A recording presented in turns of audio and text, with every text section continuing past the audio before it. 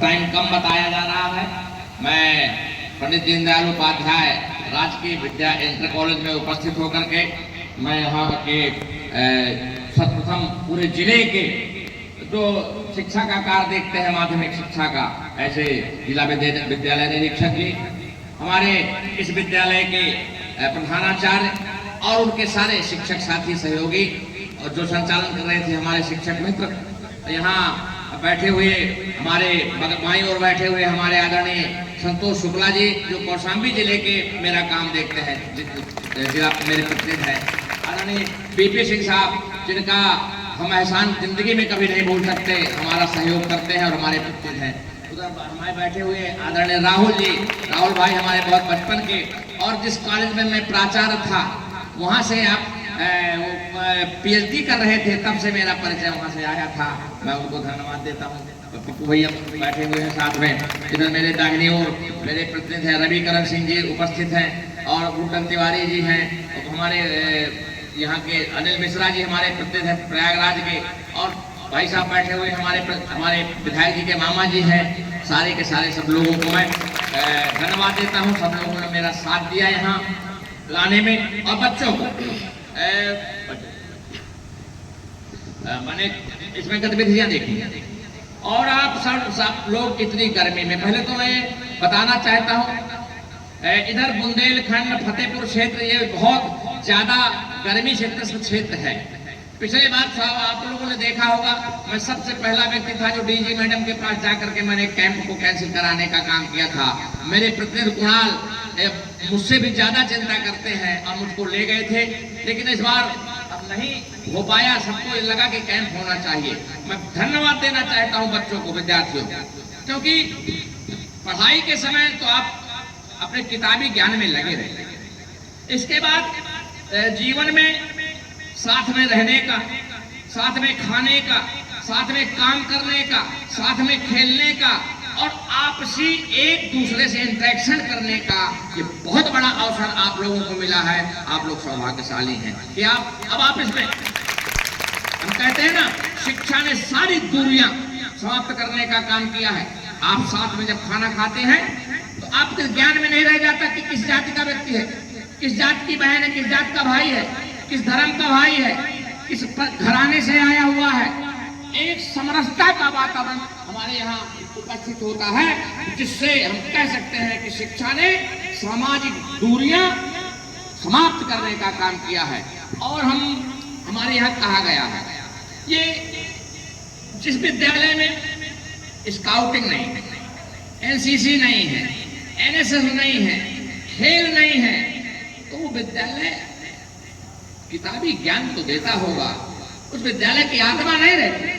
और मैं जैसे आप लोगों के कार्यक्रम देख रहा हूं बच्चों के, मुझे खुशी हो रही है कि भाई इन्हीं से ही कार्यक्रमों से विद्यार्थियों का शारीरिक, मानसिक, सामाजिक सब विकास होता है।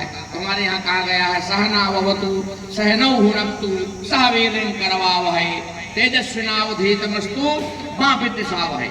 ये कैंप की ही कल्पना की गई है।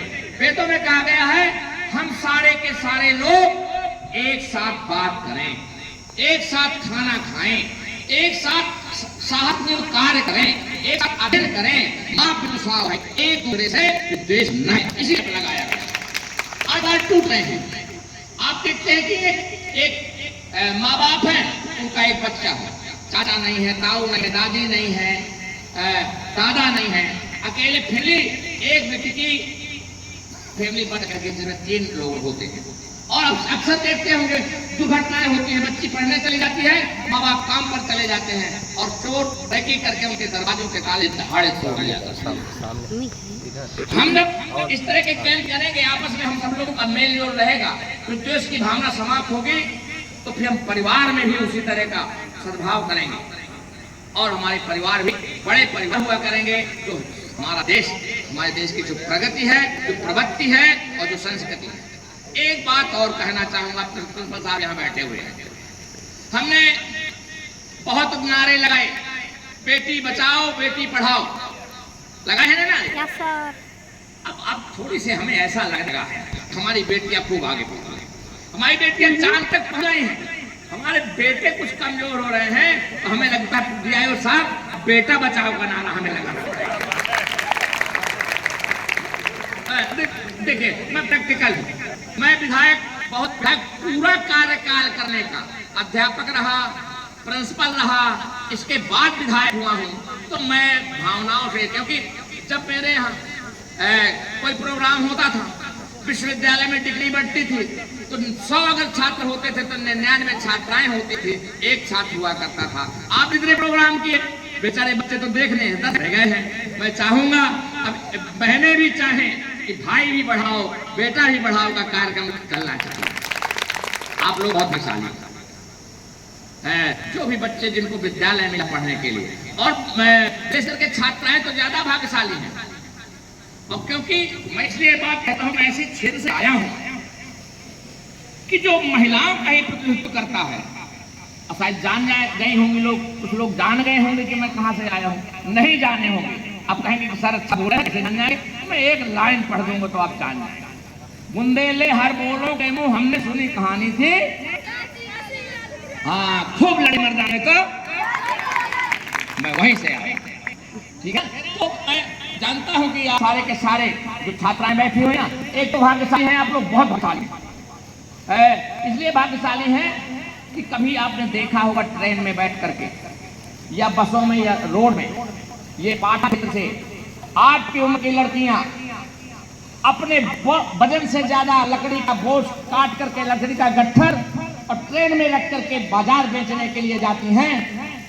उसमें भी बीच में कोई दलाल मिल जाता है, कोई तमाम दुर्व्यवहार करने वाला पुलिस वाला मिल जाता है, उसमें भी कुछ पैसे मांगने का काम करता है। और जब आप बेचने जाती हैं वो बहनें बाजार में, तो उनको पूरे पैसे नहीं मिलते हैं और उससे अपने मां का पेट पालने का आपको अवसर मिला। आप भाग्यशाली हैं, अवसर की समय उनको अवसर नहीं मिला, आपको अवसर मिला है। इसलिए मैं आप सब लोगों को निवेदन करना चाहूंगा, आप ये समय है, जब समय हाथ से निकल जाता है तो फिर पछताने का काम रहता है। जिन ढूंढा तिन पाइयां गहरे पानी बैठ, मैं बपुरा पूरन डरा रहा किनारे बैठ। आप गहराई में कूद जाओगे, गहराई से ढूंढ के मोती ले आओगे, शिक्षा का अध्ययन करोगे, निश्चित रूप से आप आगे बढ़ने का काम करोगे।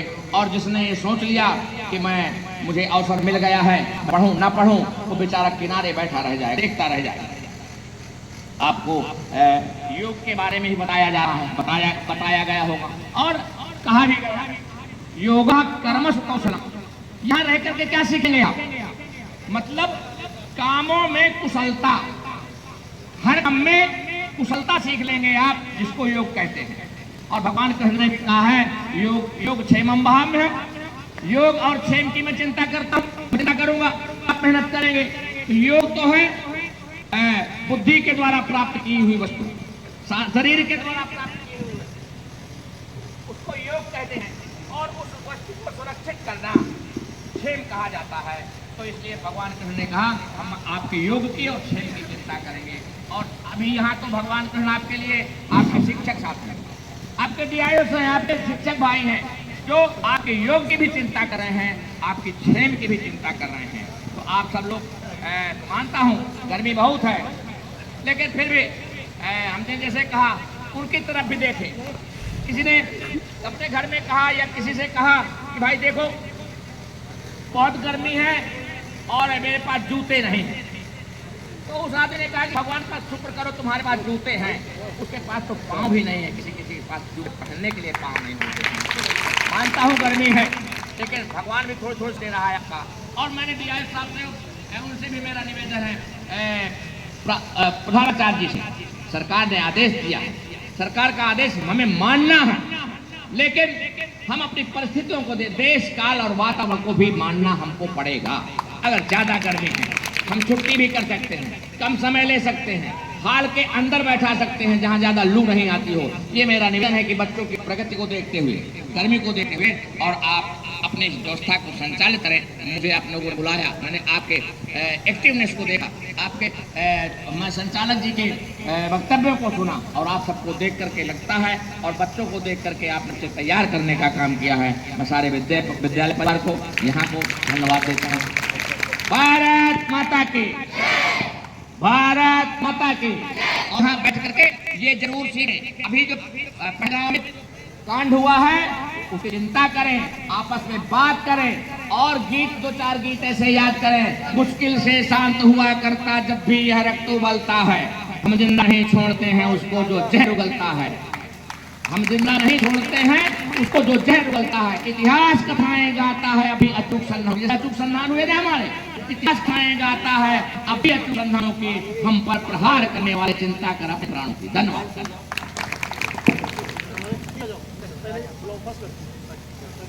प्रथम ये समर कैंप को माननीय